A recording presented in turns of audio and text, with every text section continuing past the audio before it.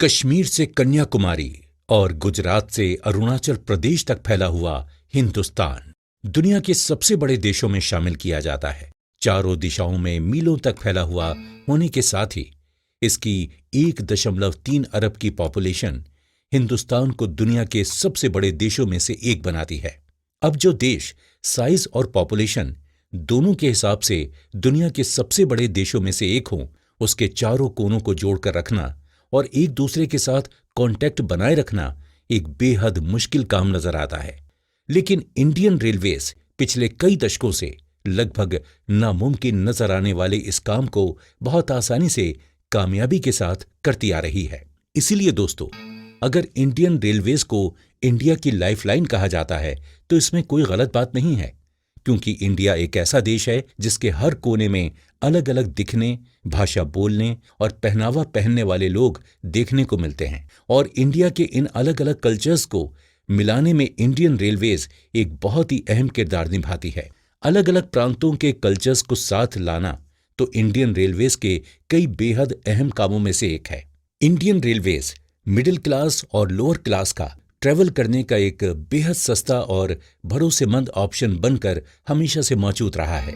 इतना ही नहीं, लंबे समय से ये भारत के लाखों नौजवानों के रोजी रोटी कमाने का एक बड़ा जरिया भी बना हुआ है। अब जो लोगों के रहने, पहनने और खाने का इंतजाम कर रहा हो, उसकी जिम्मेदारी इतनी छोटी थोड़ी हो सकती है। यानी कि पूरी तरीके से ये कहा जा सकता है कि इंडियन रेलवेज देश के लोगों की जिंदगी का एक अहम हिस्सा बन चुकी है।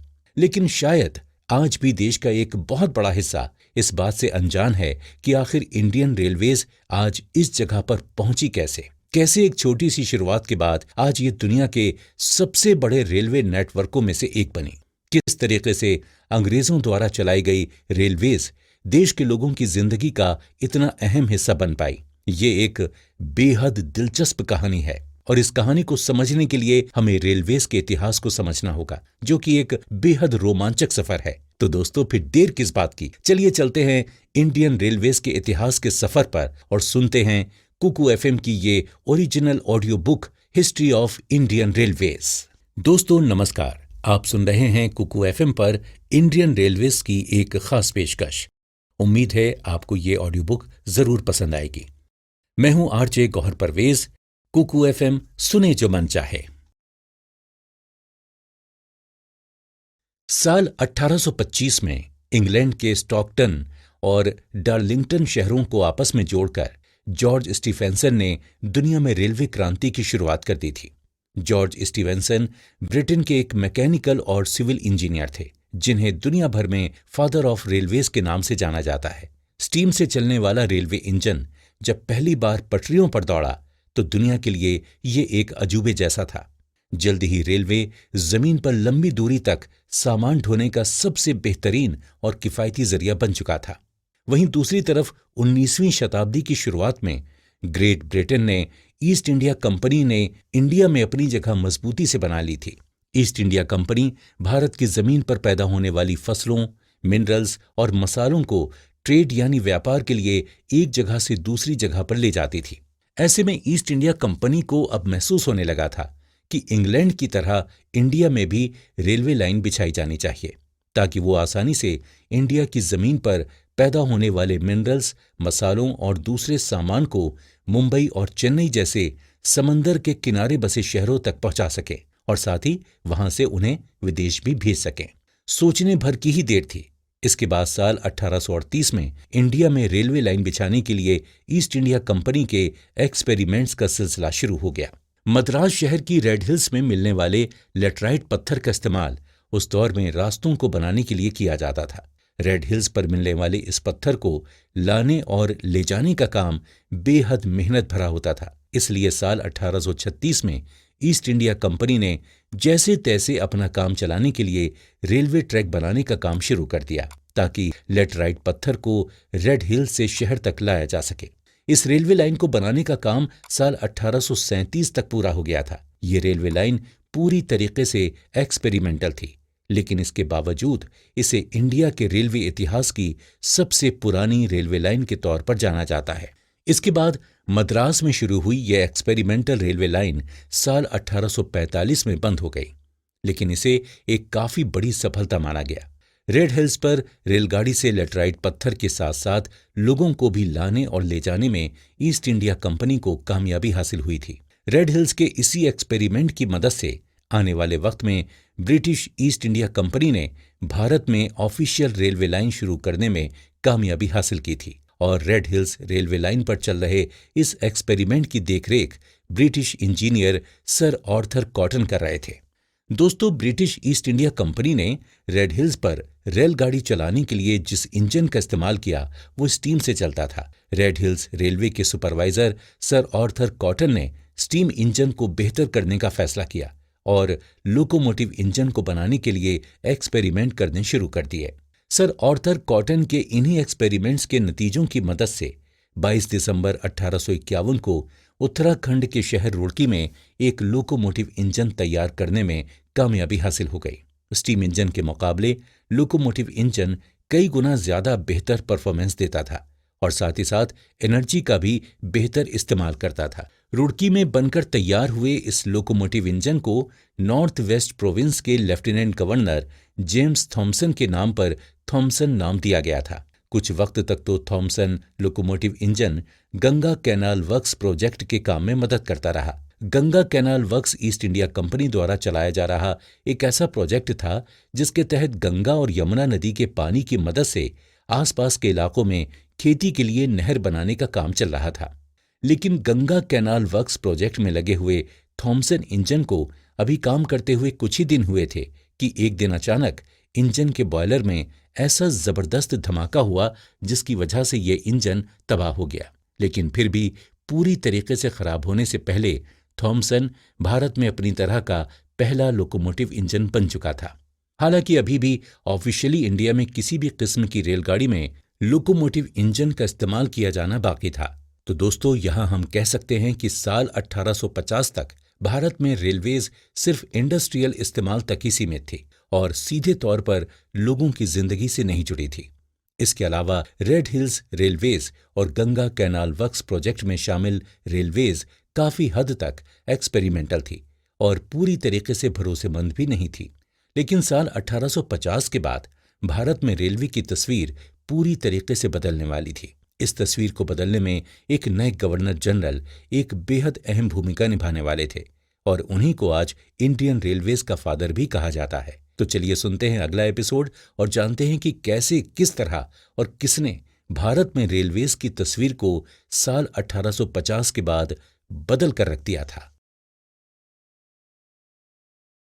दोस्तों, जैसा कि पिछले एपिसोड में हम जान चुके हैं कि साल 1830 के बाद से ही इंडिया में अलग अलग लेवल पर रेलवेज को चलाने के लिए एक्सपेरिमेंट्स शुरू हो चुके थे।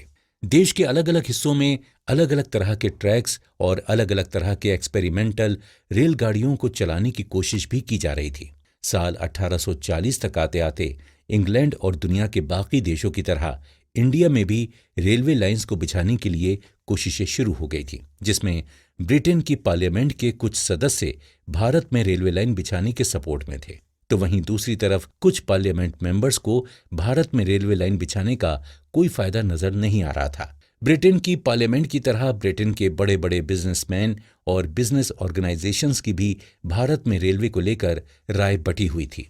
दरअसल ब्रिटेन के सामने भारत में रेलवे लाइन शुरू करने को लेकर सबसे बड़ा चैलेंज ये था कि किस तरीके से भारत में रेल चलाने के प्रोजेक्ट को किफायती तरीके से लागू किया जा सकता है, जिससे कि ब्रिटिश हुकूमत के खजाने यानी पैसे भी कम से कम इस्तेमाल हों और रेलवे लाइन को बिछाने में लगी कंपनियां और बिजनेसमैन मुनाफा भी कमा सके। भारत में रेलवे की शुरुआत करने के लिए जितने भी बिजनेसमैन इन्वेस्टमेंट करने को राजी थे, उनकी शर्त यही थी कि उन्हें उनका यानी बिजनेसमैन को इन्वेस्टमेंट वापस मिलने की गारंटी दी जाए। वहीं दूसरी तरफ भारत में रेलवे की शुरुआत करने के लिए जो प्लानर्स और स्ट्रेटेजिस्ट मौजूद थे, वो चाहते थे कि किसी तरीके से रेलवे को इंपोर्ट के साथ साथ मिलिट्री में भी मददगार बनाने का कोई तरीका ढूंढा जाए। इस सब के बाद भारत में रेलवे की शुरुआत को लेकर एक बड़ा सवाल ये भी था कि क्या इतने बड़े इन्वेस्टमेंट, कंस्ट्रक्शन और ऑपरेशन के बाद भारत में रहने वाली जनता इस डेवलपमेंट को स्वीकार कर पाएगी? क्या भारतीय रेलवे में इन्वेस्टमेंट करने वालों को उनके इन्वेस्टमेंट का रिटर्न मिल पाएगा? तो इस तरह से दोस्तों, भारत में रेलवे की शुरुआत करने में एक रिस्क तो था। लेकिन साथ ही साथ ये एक बहुत बड़ा मौका भी था। अक्टूबर 1847 में ब्रिटेन के हाउस ऑफ कॉमन्स के सामने भारत और इंग्लैंड के बीच ट्रेड यानी सामान की लेन देन के रिश्ते के डिस्कशन के दौरान एक रिसर्च पेपर पेश किया गया। इस रिसर्च पेपर में कॉटन यानी कपास के व्यापार पर खास तौर पर ध्यान दिया गया था। इस पेपर में बताया गया कि कॉटन भारत के अंदरूनी हिस्सों में उगाया जाता है, जहां पर ट्रांसपोर्ट और कम्युनिकेशन की सुविधा मौजूद नहीं है। ब्रिटेन को उस दौर में कॉटन की बहुत सख्त जरूरत थी और अमेरिका से कॉटन की सप्लाई लगातार कम होने की वजह से इंग्लैंड में कॉटन की कीमतें आसमान छू रही थीं। इसके साथ साथ एक बात यह भी थी कि ब्रिटेन कॉटन के लिए सिर्फ अमेरिका पर डिपेंड नहीं करना चाहता था और इसीलिए भारत से आने वाला कॉटन उनके लिए एक अच्छा ऑप्शन था।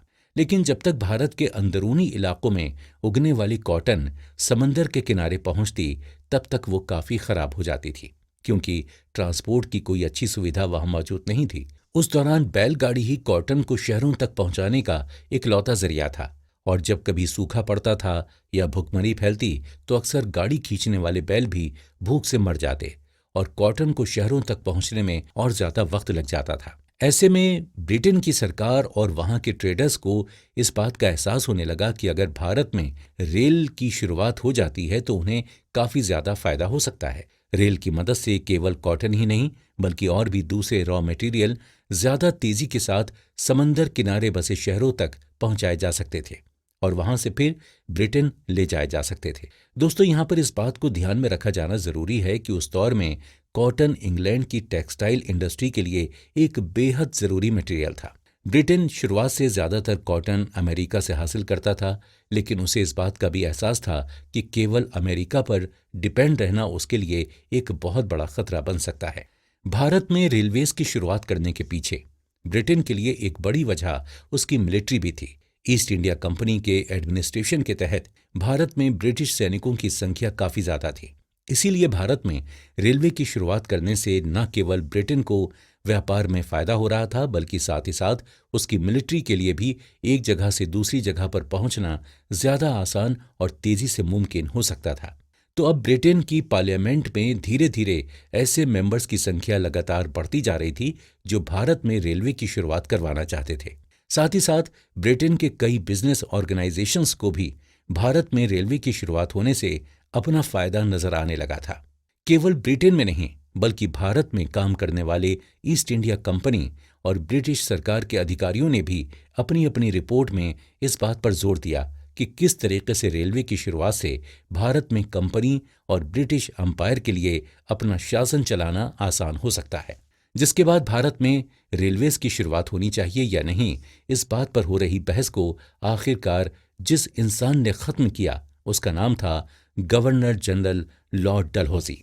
लॉर्ड डलहौजी 12 जनवरी 1848 से लेकर 28 फरवरी 1856 तक भारत के गवर्नर जनरल के पद पर तैनात रहे थे। लॉर्ड डलहौजी को रेलवे से बहुत लगाव था और उनका यही लगाव भारत में रेलवे की शुरुआत की एक बड़ी वजह बना। दरअसल जैसे ही लॉर्ड डलहौजी ने इंडिया के गवर्नर जनरल के तौर पर अपना पद संभाला, उन्होंने भारत में रेलवे की शुरुआत करने की कोशिशों को अंजाम देने का काम शुरू कर दिया था। लॉर्ड डलहौजी ने भारत में ब्रिटिश हुकूमत और ईस्ट इंडिया कंपनी के शासन को बेहतर बनाने के लिए रेलवे की जरूरत बताते हुए एक ऑफिशियल डॉक्यूमेंट तैयार किया, जिसमें उन्होंने कहा कि रेलवे की शुरुआत होने से भारत के अलग अलग हिस्सों में ब्रिटिश आर्मी और ईस्ट इंडिया कंपनी के अधिकारी तेजी से और आसानी से पहुंच सकेंगे और शासन को भी ज्यादा बेहतर तरीके से संभाला जा सकेगा। दोस्तों, लॉर्ड डलहौजी का लिखा हुआ वो डॉक्यूमेंट आज इंडियन रेलवेज के इतिहास का सबसे अहम डॉक्यूमेंट माना जाता है। ऐसा इसलिए क्योंकि लॉर्ड डलहौजी के इसी डॉक्यूमेंट के साथ इंडियन रेलवेज की नींव रखी गई थी और भारत के इतिहास में एक नए और बेहद अहम दौर की शुरुआत हुई थी। यानी कि ऊंट गाड़ियों और बैलगाड़ियों के दौर से निकलकर भारत अब रेलवे के दौर में कदम रख रहा था, जिसे भारत की एक बिल्कुल नई सुबह के तौर पर देखा जा रहा था।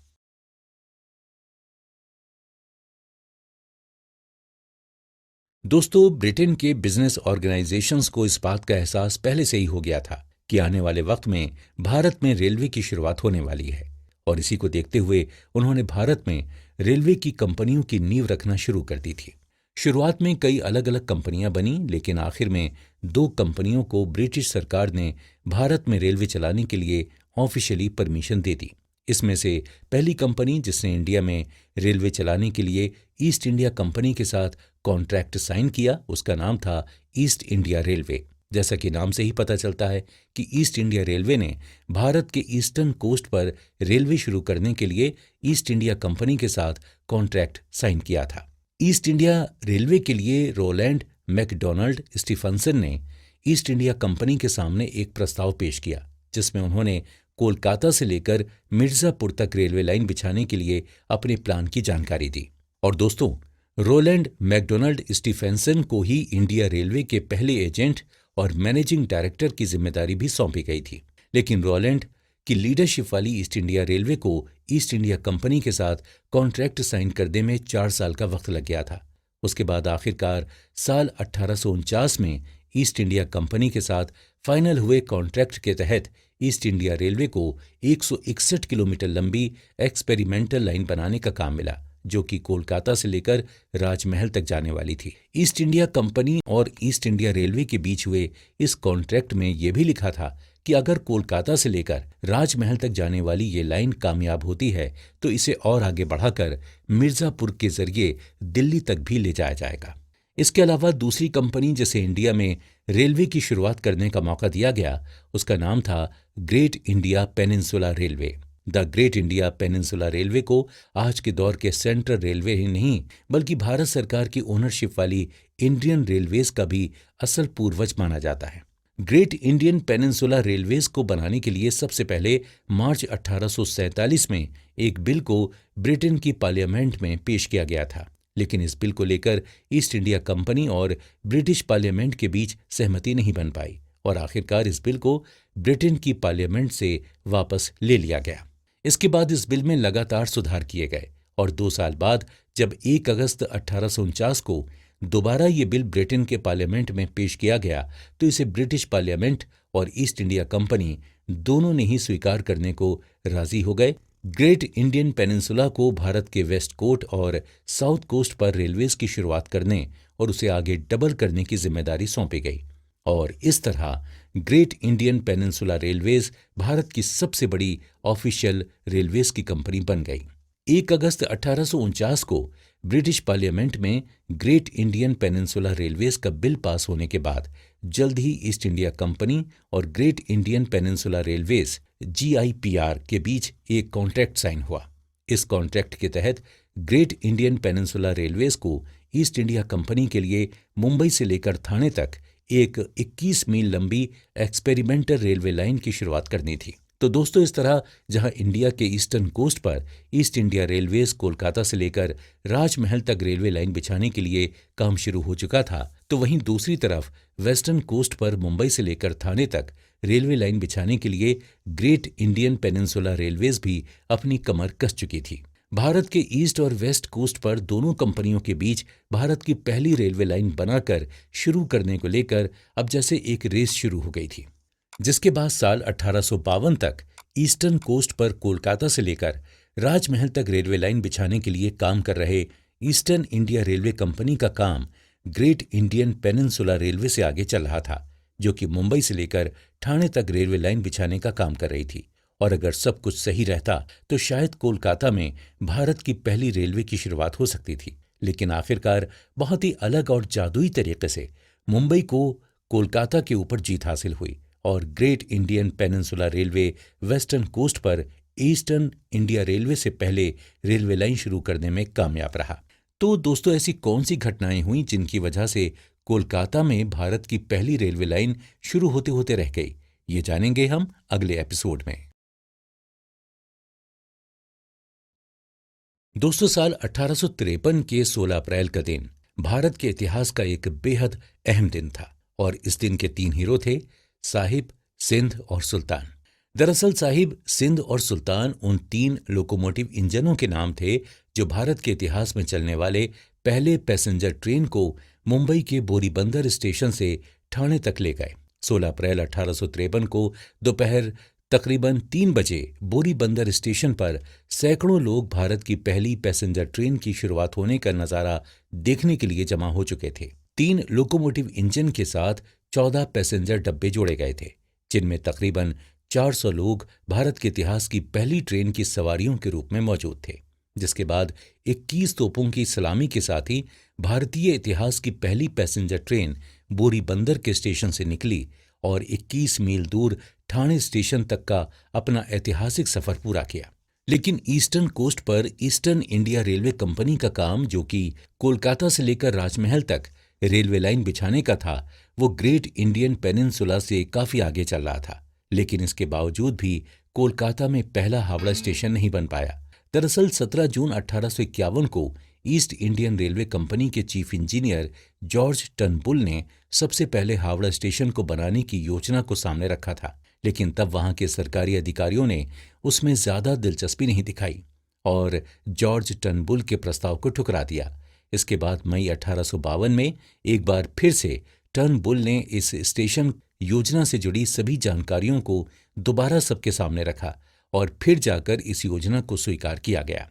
इसके बाद अगस्त 1849 को लॉर्ड डलहौजी के शासन के वक्त ईस्ट इंडिया कंपनी और ईस्ट इंडियन रेलवे के बीच एक कॉन्ट्रैक्ट साइन हुआ, जिसके बाद कोलकाता और राजमहल के बीच एक रेलवे लाइन बिछाने का काम चालू हुआ। लेकिन काम शुरू होते ही इसमें दिक्कतें आनी शुरू हो गईं और इस योजना के शुरुआत में ही इंग्लैंड से भारत आता हुआ जहाज समुद्र के तूफान की वजह से डूब गया। उस जहाज में करीब हजारों काम करने वाले लोग भी मौजूद थे, जिन्होंने अपनी जानें गंवाईं। इसके अलावा जो जहाज लोकोमोटिव यानी रेल इंजन को भारत ला रहा था, वो नेविगेशन में गड़बड़ी की वजह से ऑस्ट्रेलिया के लिए रवाना हो गया था। इन्हीं मुश्किलों के चलते कोलकाता में हावड़ा स्टेशन बनते बनते रह गया।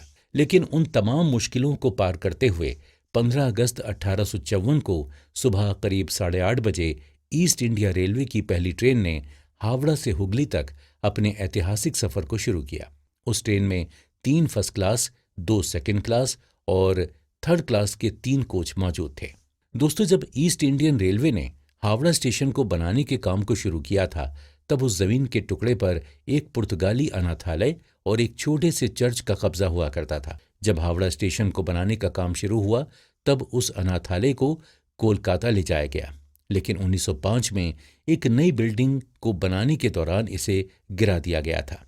अगर बात करें पुराने हावड़ा स्टेशन बिल्डिंग की, तो वो एक सिंपल सी लाल ईंट से बनी दीवारों से बना हुआ था। लेकिन साल 1901 में एक नई स्टेशन बिल्डिंग को बनवाया गया था, क्योंकि हावड़ा स्टेशन की पुरानी बिल्डिंग बढ़ती हुई भीड़ को संभालने में पूरी तरह से तैयार नहीं थी। फिर इसी नए स्टेशन की बिल्डिंग को ब्रिटिश आर्किटेक्ट हेल्सी रिकार्डो ने डिजाइन किया और फिर 1905 में इस नई बिल्डिंग को बनाने का काम शुरू किया गया और देखते ही देखते ये देश का सबसे बड़ा स्टेशन बन गया। आज के समय में हावड़ा स्टेशन भारत के सभी मेन रेलवे स्टेशनों से जुड़ा हुआ है। इसके करीब 23 प्लेटफॉर्म्स हैं, जिनका इस्तेमाल करके रोजाना 600 से ज्यादा यात्री ट्रेनें यानी पैसेंजर ट्रेनें इस स्टेशन से गुजरती हैं। तो दोस्तों, इसमें तो अब कोई शक नहीं कि अंग्रेजों ने भारत में रेलवे नेटवर्क की शुरुआत लोगों की जरूरत के लिए नहीं, बल्कि अपने माल को एक जगह से दूसरी जगह पर ले जाने के लिए की थी। फिर धीरे धीरे सामान को एक जगह से दूसरी जगह पहुंचाने के साथ साथ यात्रियों को भी एक जगह से दूसरी जगह पहुंचाने के लिए पैसेंजर ट्रेनें भी बनाई जाने लगी थी। हावड़ा स्टेशन के बाद दक्षिण में पहली लाइन 1 जुलाई 1856 को मद्रास रेलवे कंपनी द्वारा खोली गई थी। असल में साल 1849 में मद्रास रेलवे कंपनी को दोबारा फिर से बनाया गया था और तब दक्षिण भारत में एक नई रेलवे लाइन की योजना बनाई गई थी। उस समय रोयापुरम को नए स्टेशन के लिए चुना गया था। तमिलनाडु में मौजूद रोयापुरम शहर उस समय के दक्षिण भारत के पहले रेलवे स्टेशनों में से एक माना जाता था और रोयापुरम को स्टेशन चुनने की एक वजह यह थी कि उस वक्त फोर्ट सेंट जॉर्ज के पास ब्रिटिश व्यापारियों की बस्ती उसी किनारे पर हुआ करती थी।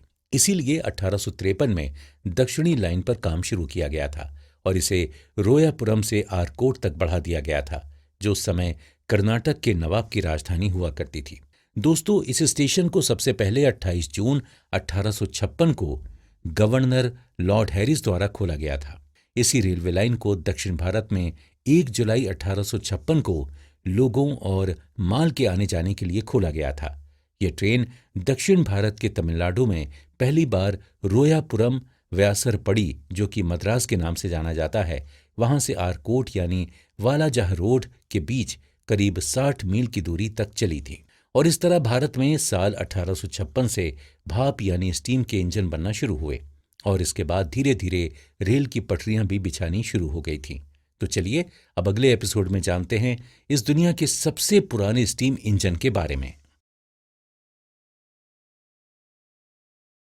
द फेरी क्वीन, जिसे भाप यानी स्टीम से चलने वाले सबसे हल्के इंजनों में शामिल किया गया है, ये NR-22 यानी नॉर्दर्न रेलवे 22 के नाम से भी जाना जाता है। जैसा कि इसके नाम से ही अंदाजा लगाया जा सकता है कि ये देखने में बहुत ही सुंदर और हल्का था, तो शायद इसी वजह से इस इंजन का नाम फेरी क्वीन रखा गया होगा। डायटो इस स्टीम लोकोमोटिव को जेम्स किटसन, आइजैक थॉमसन और विलियम हैविटसन ने साल 1855 में इंग्लैंड के लीड्स शहर में बनाया था। फिर उसी साल ये इंजन कोलकाता भी लाया गया था। कोलकाता आते ही इस इंजन के मालिक और ईस्ट इंडियन रेलवे कंपनी ने मिलकर ही इसे ट्रेन नंबर 22 नाम दिया था। यहाँ तक कि साल 1998 में दुनिया के सबसे पुराने स्टीम इंजन के रूप में Guinness book of world records में भी इसका नाम दर्ज किया गया था। और तो और साल 1999 में इस इंजन को नेशनल टूरिज्म अवार्ड से भी सम्मानित किया गया था। इस लोकोमोटिव का इस्तेमाल पहले पश्चिम बंगाल में हावड़ा और रानीगंज के बीच चलने वाली हल्की मेल ट्रेनों को चलाने के लिए किया जाता था। दरअसल पहले के लोग लेटर्स को देश के एक जगह से दूसरी जगह पहुंचाने के लिए भी ट्रेन का ही इस्तेमाल करते थे और जिन ट्रेनों से इन पोस्ट को पहुंचाया जाता था उन ट्रेनों पर RMS यानी कि रेल मेल सर्विस लिखा होता था। इसी वजह से उन ट्रेनों को मेल ट्रेन भी कहा जाता था। मेल ट्रेन के अलावा इस लोकोमोटिव का इस्तेमाल साल 1857 में भारतीय विद्रोह यानी भारतीय सैनिकों से बनी एक सेना जो कि उस समय अंग्रेजों के खिलाफ थी, उन्हें ले जाने के लिए इस ट्रेन का इस्तेमाल भी किया जाता था। इसके बाद इसे बिहार में रेलवे लाइन बनाने के लिए भेजा गया, जहां पे तकरीबन साल 1909 तक इसका काम चलता रहा। फिर इस ट्रेन को साल 1996 में पूरी तरह से बंद कर दिया गया, लेकिन साल 1997 में लोको वर्क्स पेरम्बूर चेन्नई ने इसे फिर से शुरू किया। उस समय यह दिल्ली से अलवर के बीच चलती थी, जो राजस्थान राज्य के एक शहर का नाम है।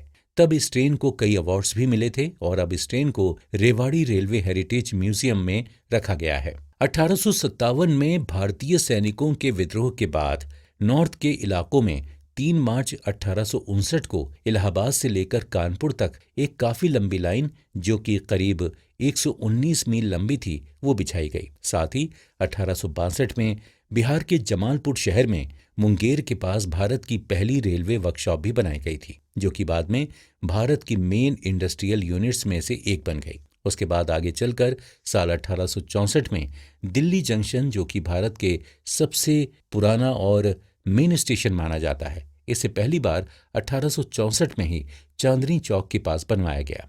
यहाँ तक कि दिल्ली जंक्शन के बनने के बाद से ही हावड़ा से यानी कोलकाता से आने वाली ट्रेनों का आना जाना दिल्ली तक शुरू हो पाया। दोस्तों, पहले इस स्टेशन की शुरुआत एक छोटी बिल्डिंग से शुरू हुई थी, लेकिन आज इसकी गिनती देश के 10 बड़े स्टेशनों में होती है।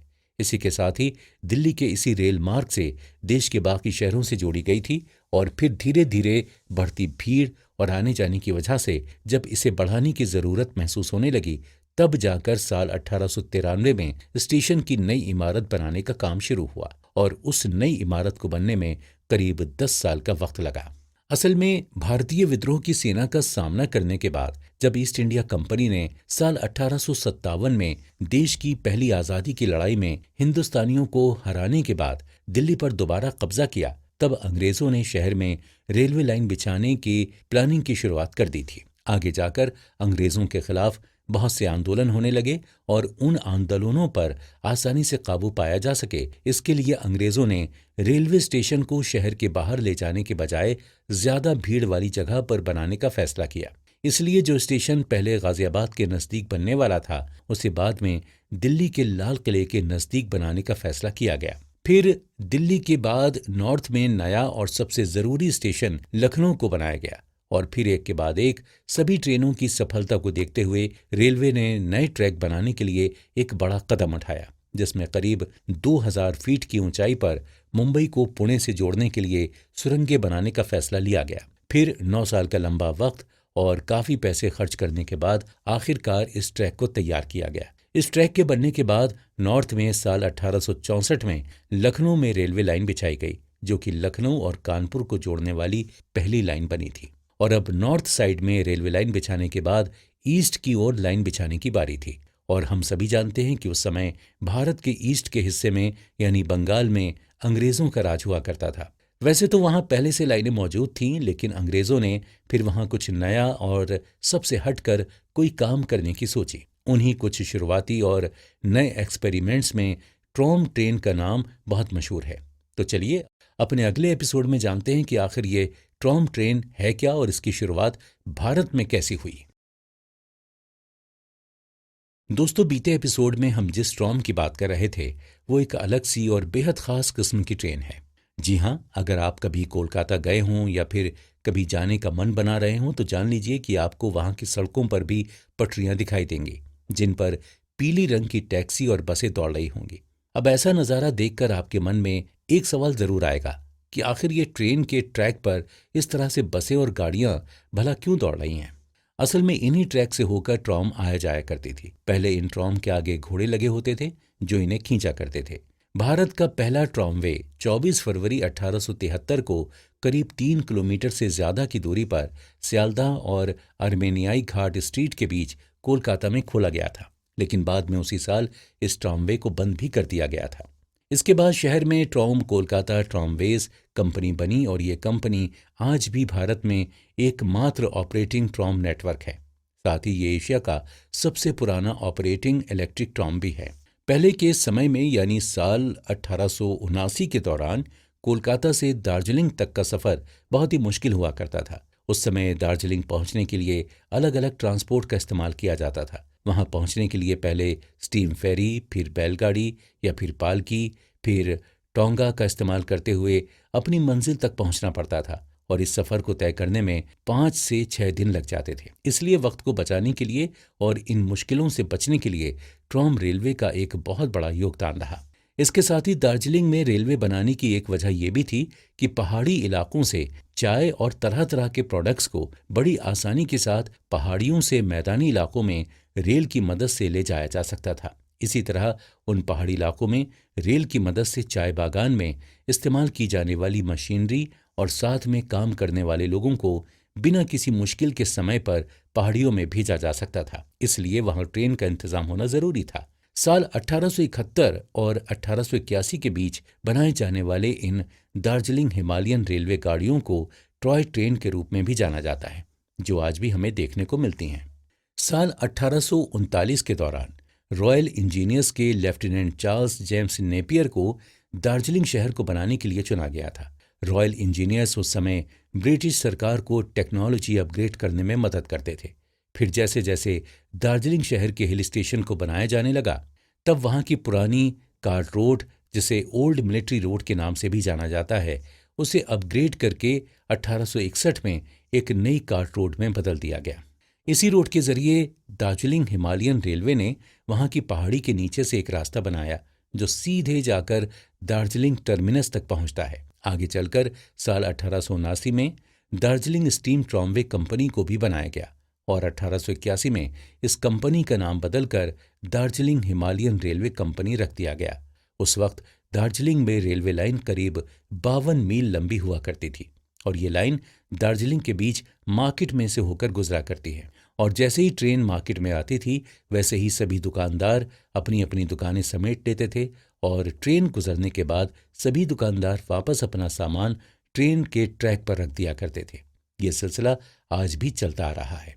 उस समय स्टीम ट्रॉमवे ने सिलीगुड़ी और कुर्सेओंग के बीच अपने आने जाने के रास्ते को शुरू किया था। उस समय ये स्टीम ट्रॉमवे 32 मील की दूरी तय करते हुए लोगों को और उनके सामान को एक जगह से दूसरी जगह पर पहुंचाने के काम में आती थी। ये लाइन समुद्र तल से करीब 4864 फीट की ऊंचाई पर बनी हुई थी और आगे जाकर साल 1881 के आसपास इस लाइन को और आगे तक बढ़ा दिया गया।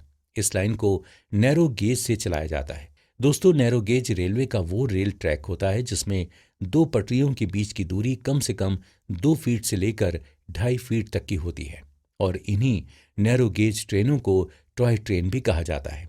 आगे चलकर इस ट्रेन को 1999 में विश्व विरासत यानी वर्ल्ड हेरिटेज का दर्जा दिया गया था। वर्ल्ड हेरिटेज का दर्जा दुनिया में सिर्फ ऐसी नायाब चीज़ों को दिया जाता है जो कि बहुत कीमती होती हैं और फ्यूचर में आने वाली पीढ़ियों के लिए इसे संभाल कर रखा जाता है।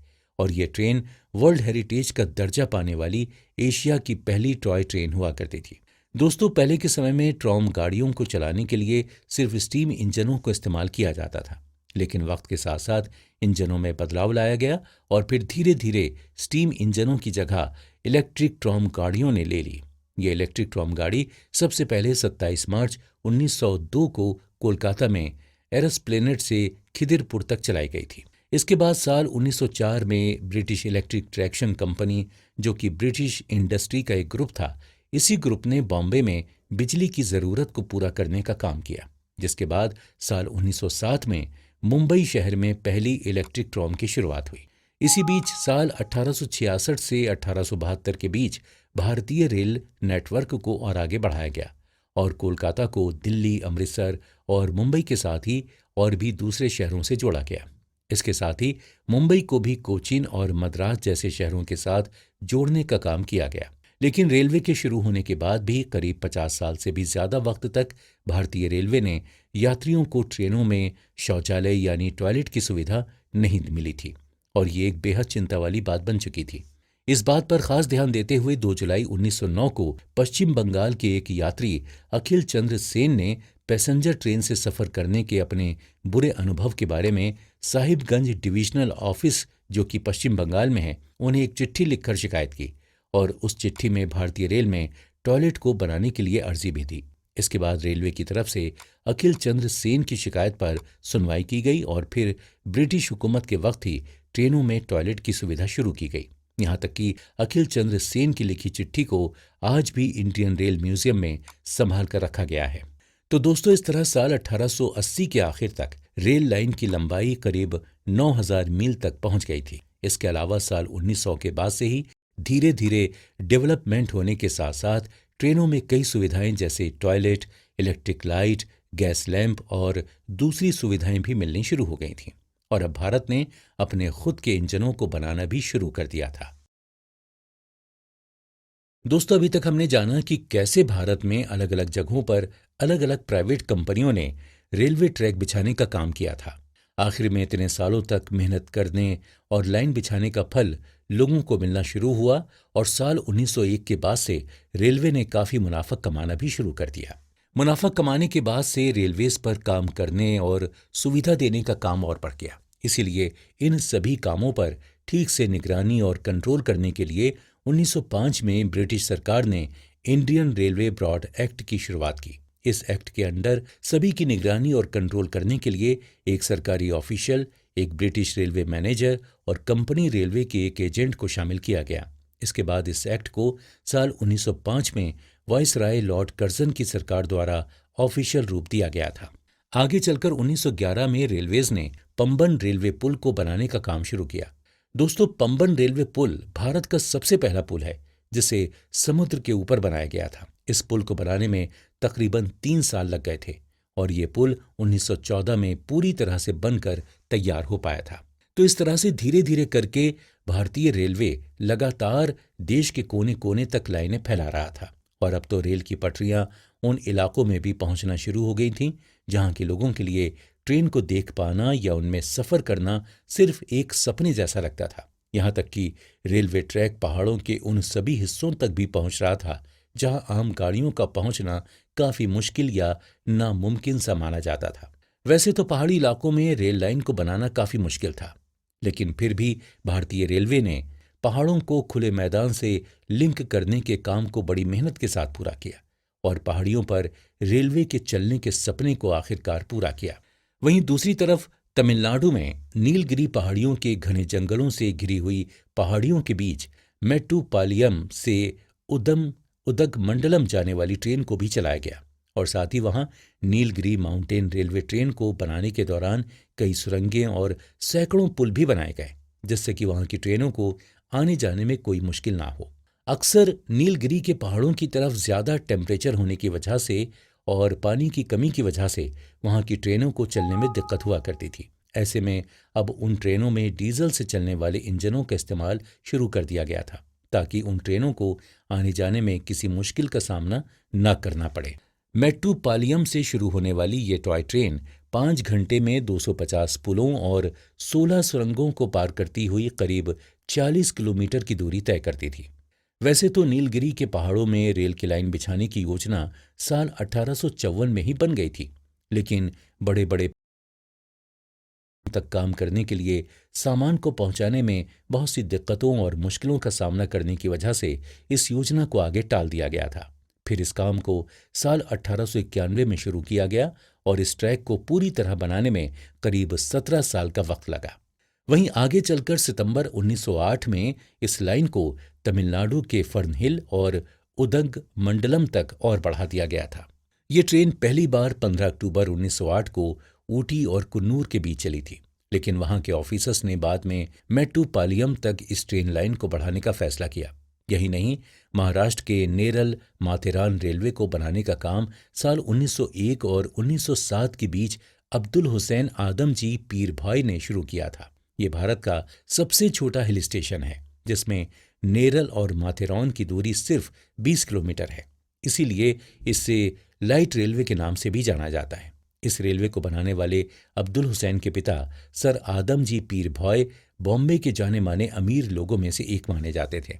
आदमजी पीरभाई को बॉम्बे के हाई कोर्ट में जज की पोस्ट के लिए भी चुना जा चुका है। उन्होंने ही इस ट्रैक को बनाने के लिए करीब 16 लाख रुपए खर्च किए थे। दोस्तों, जिस आदमजी पीरभाई की हम यहाँ बात कर रहे हैं, वो एक बड़े ही नेक इंसान थे। उनका जन्म गुजरात के एक गरीब परिवार में हुआ था। बाद में उन्होंने खूब मेहनत करके सफलता हासिल की और ब्रिटिश सैनिकों के लिए तंबू और जूतों को बनाने वाली बहुत सी फैक्ट्रियां भी बनवाईं। ऐसा माना जाता है कि उन्होंने सबसे पहले अपना पैसा जहाज को बनाने से कमाया था और फिर उसे ट्रेड करने और लोगों की मदद करने में लगा दिया था।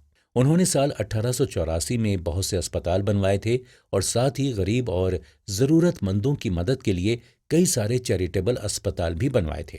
एक दिन जब आदमजी पीरभाई महाराष्ट्र के माथेरान गए तो उन्होंने देखा कि वहां के लोगों को पहाड़ी रास्ते से आने जाने में बहुत सी मुश्किलों का सामना करना पड़ता था। इसीलिए वहां तक आसानी से पहुंचने के लिए उन्होंने रेलवे को बनवाने की सोची। फिर माथेरान हिल रेलवे को बनाने की योजना साल 1900 में तैयार की गई थी, लेकिन किसी दिक्कत के चलते इस काम को आगे टाल दिया गया और फिर साल 1904 में ये काम एवरर्ड कैलथ्रोप, जो कि इस प्रोजेक्ट के इंजीनियर थे, उन्होंने शुरू किया। साल 1907 तक इस लाइन को आने जाने के लिए खोल भी दिया गया था।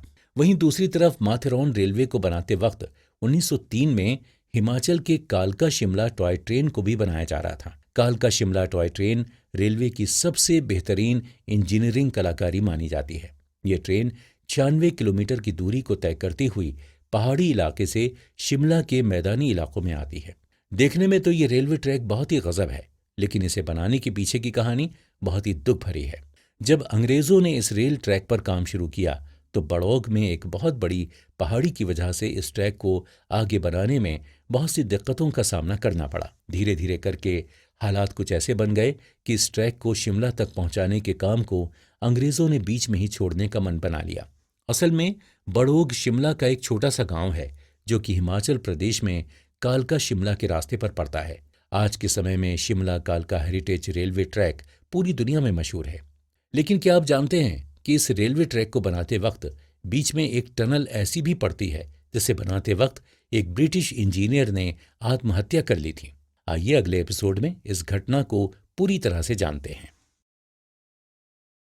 दोस्तों, जब भी हिमाचल के पहाड़ों या फिर खूबसूरत वादियों की बात की जाती है तो कालका शिमला रेलवे लाइन को सबसे पहले याद किया जाता है। वैसे भी शिमला को पहाड़ों की रानी के नाम से भी जाना जाता है। इसीलिए यहाँ के रेलवे ट्रैक से होकर गुजरने पर हरे भरे जंगल और नदियों के नज़ारे देखने लायक होते हैं। हालांकि ये जगह जितनी खूबसूरत नजर आती है उतनी ही दिलचस्प इस जगह से जुड़ी कहानियां भी हैं। दरअसल कालका से शिमला तक जाने वाली जो रेलवे लाइन है वो करीब 96 किलोमीटर लंबी है। इस रेलवे ट्रैक पर ट्रेनें करीब 800 से ज्यादा पुलों से होकर गुजरती हैं। पहली बार कालका शिमला रेलवे ट्रैक को बनाने का प्रोजेक्ट साल 1898 में लॉन्च हुआ था, लेकिन किसी प्रॉब्लम की वजह से इस प्रोजेक्ट की उस वक्त शुरुआत नहीं हो पाई। इसके बाद साल 1903 के 9 नवंबर को आखिरकार इस प्रोजेक्ट की शुरुआत हुई। शिमला की इस ट्रेन लाइन से गुजरते वक्त इस रास्ते में सिर्फ पुल ही नहीं बल्कि कई सारी टनल्स भी आती हैं। इनमें से सबसे बड़ी टनल धर्मपुर यानी कसौली में बनी हुई है। जब इस पुल को बनाने के काम की शुरुआत हुई थी तब इस पुल के इंजीनियर एच.एस. हैरिंगटन थे। इस पुल के अलावा इस ट्रैक पर करीब 103 टनल्स और भी हैं, लेकिन इस रेलवे लाइन के सबसे बड़े टनल का नाम बड़ौग है। इस टनल का नाम बड़ौग उस समय के चीफ इंजीनियर बड़ौग के नाम पर पड़ा था। असल में कालका शिमला रेलवे ट्रैक बिछाते वक्त वहां की पहाड़ियों को जोड़ने के लिए 2 सुरंगों के किनारों को जोड़ा जाना था, इसलिए ऐसा करने में वहां काफी प्रॉब्लम्स आ रही थी। ऐसे में कर्नल बड़ौग ने इस सुरंग का इंस्पेक्शन किया और काफी जांच पड़ताल के बाद उन्होंने वहां की पहाड़ियों के 2 किनारों पर मार्क लगाए और काम करने वाले मजदूरों को दोनों किनारों से सुरंग खोदने का ऑर्डर दे दिया। कर्नल बड़ौग के अंदाजे के मुताबिक खुदाई करते समय ये दोनों सुरंगें बीच में आकर मिल जानी चाहिए थी, लेकिन आखिर में उनका गैस गलत बैठा और वो सुरंगें आपस में कहीं नहीं मिली। इसीलिए कर्नल बड़ौग को इतनी बड़ी गलती को देखते हुए ब्रिटिश सरकार ने उन्हें माफ न करने का फैसला किया और उन्हें बहुत बुरा भला कहा। साथ ही ब्रिटिश सरकार ने कर्नल बड़ौग पर सरकार के पैसे की बर्बादी करने पर 1 रुपए का फाइन भी लगा दिया, जिसका नतीजा ये हुआ कि सबके सामने ऐसे शर्मिंदा होने के बाद कर्नल बड़ौग के सेल्फ रिस्पेक्ट को ठेस पहुंची और उन्होंने सुसाइड कर दिया। उस समय जिस जगह पर कर्नल बड़ौग ने अपनी जान ली थी उस सुरंग को टनल 33 के नाम से जाना जाता था और आगे चलकर इसी टनल का नाम कर्नल बड़ौग के नाम पर रखा गया। दोस्तों, कालका शिमला रेलवे लाइन को United Nations educational, scientific and cultural organization यानी यूनेस्को ने साल 2008 में वर्ल्ड हेरिटेज साइट यानी कि एक हिस्टोरिकल जगह की लिस्ट में जोड़ा है। कालका शिमला रेलवे लाइन बनाने के अलावा साल 1924 में ब्रिटिश सरकार के द्वारा पहली बार रेलवे के लिए अलग से एक बजट भी पेश किया गया था। खैर, आज के वक्त में तो इलेक्ट्रिक सेक्टर यानी बिजली या ऊर्जा से इस्तेमाल किए जाने वाले गैजेट्स को पूरी दुनिया का फ्यूचर माना जा रहा है। इस वक्त साइकिल से लेकर ट्रेनों और बसों तक सब कुछ इलेक्ट्रिक हो गया है। हालांकि ट्रांसपोर्ट सेक्टर में इलेक्ट्रिक का इस्तेमाल करना कोई नई बात नहीं है, क्योंकि पहले के समय में भी हमारे देश में सामान को एक जगह से दूसरी जगह तक ले जाने के लिए सबसे किफायती ट्रांसपोर्ट का जरिया भारतीय रेलवे की इलेक्ट्रिक ट्रेनों को माना जाता है। लेकिन क्या आपको पता है कि भारत में इलेक्ट्रिक ट्रेनों की शुरुआत कैसे हुई थी? भारत में इलेक्ट्रिक ट्रेनों की शुरुआत ब्रिटिश रूल के दौरान ही हो गई थी। सबसे पहली इलेक्ट्रिक ट्रेन 3 फरवरी 1925 को बॉम्बे वीटी और कुर्ला हार्बर के बीच चली थी। दोस्तों, बॉम्बे वीटी को छत्रपति शिवाजी महाराज टर्मिनस के नाम से भी जाना जाता था और इस दिन को आज भी भारतीय रेलवे के इतिहास में एक बड़ी कामयाबी के रूप में देखा जाता है। इस ट्रेन को पहली बार चलाने से पहले मुंबई के छत्रपति शिवाजी टर्मिनल को बड़े ही सुंदर तरीके से सजाया गया था। अंग्रेजों के समय पर यह छत्रपति शिवाजी टर्मिनल पहले विक्टोरिया टर्मिनल के नाम से जाना जाता था और ये ट्रेन भारत के साथ साथ एशिया की पहली इलेक्ट्रिक ट्रेन के लिए भी जानी जाती है। उस समय बिजली की सप्लाई को छोड़कर इलेक्ट्रिफिकेशन के लिए सभी गैजेट्स को इंग्लैंड में अलग अलग कंपनियों से इंपोर्ट किए जाते थे। उस वक्त कैमेल लेयर्ड और उडिगेन वैगन फैब्रिक ने इस ट्रेन के लिए लोकोमोटिव को बनाया था और फिर धीरे धीरे इस इलेक्ट्रिक रेलवे लाइन को नासिक के इगतपुरी जिले और पुणे तक आगे बढ़ाया गया और उस दिन के बाद से भारतीय रेलवे में लगातार ट्रेनों का इलेक्ट्रिफिकेशन होता आ रहा है। आज के समय में ज्यादातर भारतीय रेलवे की ट्रेनें इलेक्ट्रिक हो गई हैं। यहाँ तक कि भारतीय रेलवे भी दुनिया के 3 सबसे बड़े रेल नेटवर्क में से एक हो गया है। इसीलिए तो भारतीय रेलवे को देश में ट्रांसपोर्टेशन का सबसे बड़ा जरिया माना जाता रहा है। और तो और कोयले का 90% ट्रांसपोर्ट सिर्फ रेलवे के जरिए से ही होता है। इसी तरह देखते ही देखते साल 1929 तक देश के ज्यादातर जिलों में 66,000 किलोमीटर यानी 41,000 मील तक की रेलवे लाइंस फैल गई हैं। लेकिन 1947 में आज़ादी मिलने के बाद भारतीय रेलवे को अलग अलग हिस्सों में बांट दिया गया था, जिसके चलते हुए भारतीय रेलवेज का भी बंटवारा हो गया। तो चलिए इसी बंटवारे के बारे में और आज़ादी के बाद के भारतीय रेलवे के इतिहास के बारे में जानने के लिए अगले एपिसोड को सुनना मत भूलिएगा। दोस्तों, इंडियन रेलवेज के बारे में अभी तक हमने जाना कि कैसे ब्रिटिश सरकार ने अलग अलग कंपनियों की मदद से इंडियन रेलवेज की लाइनें बनवाईं। लेकिन जब अंग्रेजों को इस बात का एहसास हुआ कि उन्हें एक न एक दिन भारत को आज़ादी देनी ही पड़ेगी, ऐसे में उनके किसी भी प्रोजेक्ट में पैसे इन्वेस्ट करना बेकार है। बस फिर उन्होंने भारत के सभी सेक्टर्स में इन्वेस्ट करने से मना कर दिया और रेलवे और देश के बाकी हिस्सों का काम भी वैसे का वैसा ही छोड़ दिया।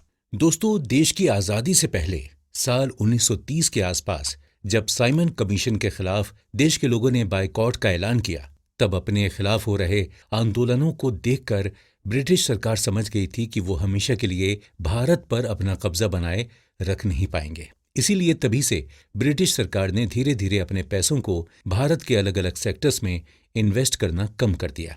इन सेक्टर्स में रेलवेज भी एक था, जिसे इन्वेस्टमेंट मिलना भी अब बंद हो चुका था। इसी वजह से साल 1930 से लेकर 1947 तक ना ब्रिटिश सरकार ने कोई नई रेलवे लाइन बनाई और ना ही किसी को ऐसा करने की मंजूरी दी। सारी प्लानिंग को ब्रिटिश सरकार ने खारिज करते हुए सभी काम बंद करवा दिए। वहीं इस दौरान जब दूसरे विश्व युद्ध की शुरुआत हुई तो ब्रिटिश सरकार ने रेलवेज के सारे इंजनों को वहां से ले जाना शुरू कर दिया। साल 1939 में जंग के दौरान अंग्रेजों की मदद के लिए भारत से करीब 40% लोकोमोटिव्स को जहाजों की मदद से मिडिल ईस्ट में पहुंचा दिया गया।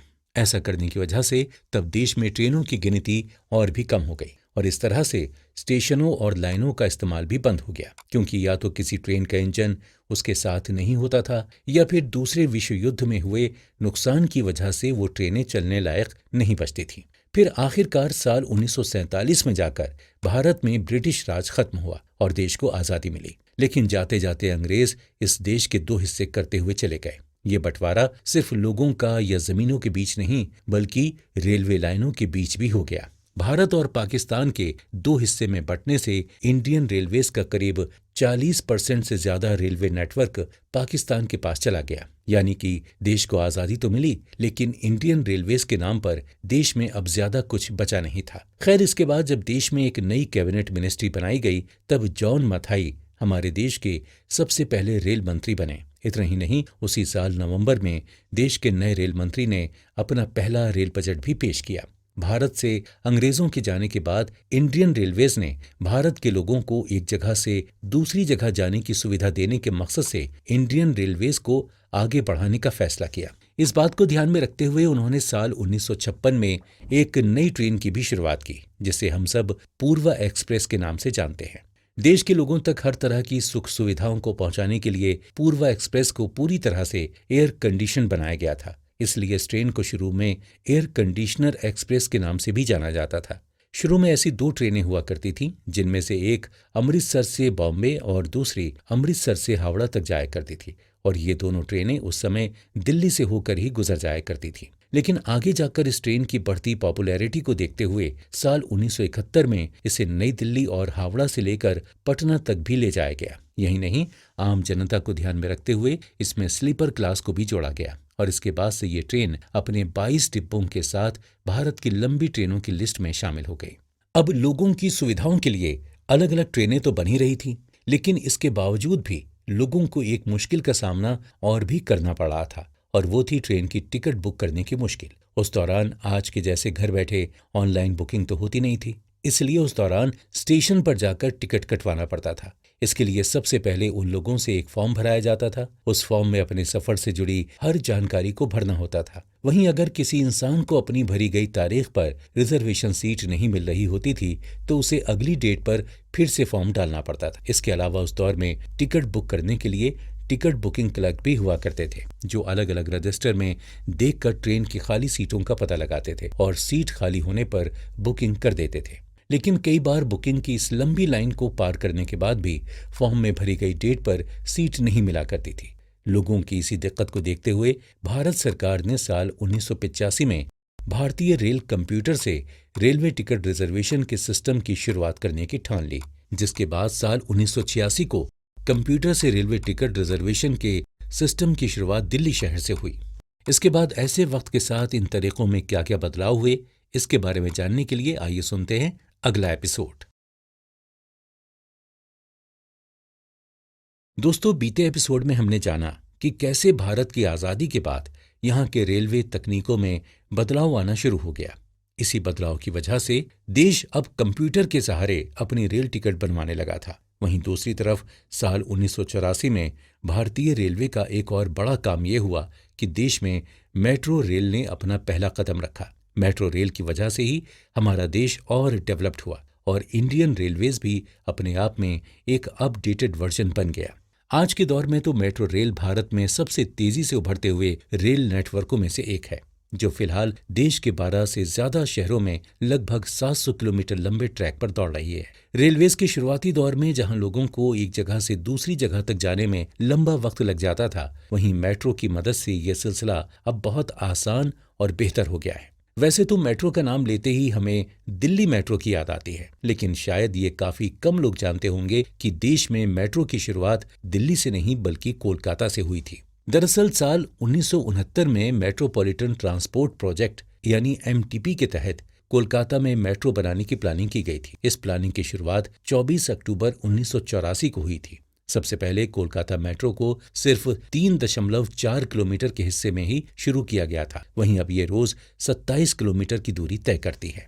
कोलकाता मेट्रो के बाद देश में बना सबसे पुराना मेट्रो सिस्टम था दिल्ली का, जिसकी शुरुआत 3 मई 1995 को मेट्रो कंपनी डीएमआरसी यानी दिल्ली मेट्रो रेल कॉरपोरेशन ने राज्य और देश की सरकार के साथ मिलकर की थी। उस समय मेट्रो की इस कंपनी का चेयरमैन ई श्रीधरन को चुना गया था, इसीलिए उन्हें मेट्रोमैन के नाम से भी जाना जाता है। साल 1995 में प्लानिंग की शुरुआत के बाद साल 1998 से ही दिल्ली मेट्रो सर्विस का काम शुरू हो गया और 4 साल बाद 24 दिसंबर 2002 को जाकर ये काम पूरा हुआ। उसी दिन पहली बार इस मेट्रो को चलाया गया और आगे जाकर कई सारे बदलाव के साथ इस सिस्टम को और भी बेहतर बनाया गया। उधर देश में मेट्रो आने के साथ ही इंडियन रेलवेज ने एक हाई स्पीड ट्रेन की शुरुआत भी की, जिसे साल 1988 में पहली बार इस देश में चलाया गया। इस ट्रेन को शताब्दी एक्सप्रेस के नाम से जाना जाता है, जो आज भी उसी स्पीड के साथ पटरियों पर दौड़ लगा रही है। देश में सबसे पहली शताब्दी एक्सप्रेस नई दिल्ली से झांसी के बीच शुरू हुई थी और बाद में इसी गाड़ी को आगे तक बढ़ाकर भोपाल तक चलाया गया। शताब्दी ट्रेनों की खासियत यह है कि वो पूरा सफर एक ही दिन में पूरा कर लेती हैं। दोस्तों, भारतीय रेल को देश की लाइफलाइन कहा जाता है, क्योंकि रेलवे की वजह से लोगों का जीवन काफी आसान हो जाता है। लोगों की इसी आसानी को ध्यान में रखते हुए साल 2002 में एक बार फिर से सरकार ने एक बड़ा कदम उठाया और ऑनलाइन टिकट बुकिंग की सुविधा शुरू की। पहले तो कंप्यूटर की मदद से टिकट क्लर्क आपकी टिकट को बुक करता था, लेकिन अब इंडियन रेलवेज ने एक ऐसी सुविधा शुरू की ताकि कोई भी इंसान खुद इंटरनेट की मदद से अपना टिकट बुक कर सके। हालांकि पुराने दौर के लोगों को शुरू में ये सुविधा ठीक से समझ नहीं आ पाई थी, क्योंकि उन्हें इस बारे में कोई खास जानकारी नहीं थी, लेकिन धीरे धीरे लोगों ने इस सिस्टम पर भरोसा दिखाया और इसका इस्तेमाल करना सीख लिया। ऐसे में उन्हें इसकी आदत पड़ गई और इस तरह इंडियन रेलवेज ने एक नए दौर में अपना कदम रखा। दोस्तों, इस एपिसोड को खत्म करने से पहले एक और फैक्ट जानते हैं। दरअसल इस ऑडियो बुक में हम जिस रेलवेज की बात कर रहे हैं, क्या आपको पता है कि उस रेलवेज के इतिहास में पहली महिला ड्राइवर कौन थी? अगर नहीं तो आइए हम आपको बताते हैं कि साल 1988 में सुरेखा यादव भारत की पहली महिला ट्रेन ड्राइवर बनी थी। वो सिर्फ भारत की ही नहीं बल्कि एशिया की भी पहली महिला ट्रेन ड्राइवर के नाम से जानी जाती हैं। तो दोस्तों, इस एपिसोड में हमने जाना कि कैसे रेलवेज और मेट्रो के डेवलपमेंट के साथ देश ने अब एक नए दौर में कदम रख दिया था। वहीं अगले एपिसोड में हम कुछ ऐसी ट्रेनों के बारे में जानेंगे जिन्हें कुछ खास वजहों से स्पेशल ट्रेन्स माना जाता है। दोस्तों, इंडियन रेलवेज की कई ऐसी ट्रेनें हैं जिन्हें स्पेशल ट्रेनों की लिस्ट में शामिल किया जाता है, लेकिन आपको क्या लगता है कि इनमें ऐसा क्या खास होता होगा जिस वजह से इन्हें स्पेशल ट्रेन कहा जाता है? ये बात तो हम सभी जानते हैं कि इंडियन रेलवेज दुनिया की सबसे एडजस्टिंग सर्विस मानी जाती है। ऐसा इसलिए क्योंकि एक तरफ ये अपने पैसेंजर्स को बड़े ही नॉर्मल किराए में रेल की सेवाएं प्रदान करती है, तो वहीं अगर कोई चाहे तो उसे इंडियन रेलवेज में लग्जरी रेल सर्विस का मजा भी उठाने का मौका मिलता है। वहीं जब हम बात कर रहे हैं लग्जरी रेल सर्विस की, तो सबसे पहले जिस ट्रेन का नाम हमारे दिमाग में आता है वो है महाराजा एक्सप्रेस। महाराजा एक्सप्रेस भारतीय रेल का एक ऐसा क्रिएशन है जिसे दुनिया के सबसे बेहतरीन और लग्जरी रेल सर्विसेज में से एक माना जाता है। इस ट्रेन की शुरुआत साल 2010 में की गई थी और ये ट्रेन दिल्ली से आगरा तक का अपना सफर पूरा करते हुए अलग अलग हिस्सों में पहुंचती है। ये एक ऐसी ट्रेन है जिसे अगर ट्रेन न कहकर सपनों का महल कहा जाए तो कुछ गलत नहीं होगा। इस ट्रेन को भारतीय रेल कैटरिंग और टूरिज्म कॉरपोरेशन मिलकर चलाती है। इस ट्रेन को देखकर ऐसा लगता है जैसे कि कोई 7 स्टार होटल पटरियों पर घूम रहा हो। इस ट्रेन की लग्जरी रेल सर्विस का अंदाजा आप इसी बात से लगा सकते हैं कि साल 2011 में इस ट्रेन को पूरी दुनिया की 25 सबसे लग्जरी ट्रेनों की लिस्ट में चुना गया था। इस ट्रेन में 23 डिब्बे होते हैं जिनमें 80 से ज्यादा यात्री सफर कर सकते हैं। अगर बात करें इस ट्रेन की टिकट की कीमत की तो ये कीमत 2 लाख रुपए से शुरू होती है और इस ट्रेन के सबसे महंगे टिकट की कीमत 18 लाख रुपए तक होती है।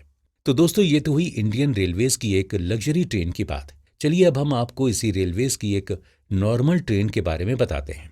इस ट्रेन का नाम है DEMU यानी डीजल इलेक्ट्रिक मल्टीपल यूनिट। सीधे शब्दों में कहा जाए तो इस ट्रेन में ड्यूअल फ्यूल सिस्टम होने की वजह से इसका नाम DMU पड़ा। ये ट्रेन कंप्रेस्ड नेचुरल गैस यानी CNG के अलावा डीजल से भी चल सकती है।